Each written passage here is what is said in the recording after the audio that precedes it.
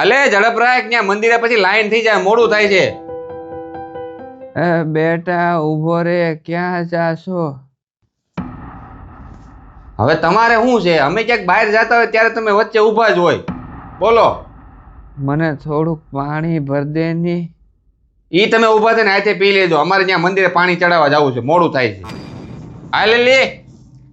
એ હાલો. ઓ બેટા તું થોડુંક પાણી ભર દે ની. હવે ઈ તો બોલે રાખે, ગઈઢા માણસ ટેવ જ હોય. હાલો આપણે મોડું થાય છે. હા. ઉભા રહ્યો પપ્પા. તો હું તમે મંદિરે ભગવાનને પાણી ચડાવવા જાવ છો? હા, મોડું થાય છે, ઝડપથી બોલ, શું કામ છે તારે?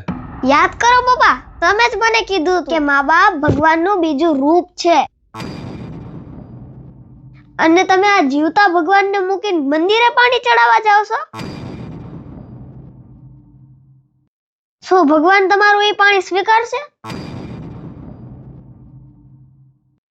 તમારા હાથમાં જે પાણીનો લોટો છે ને, ઈ દાદાને પીવડાવી દ્યો.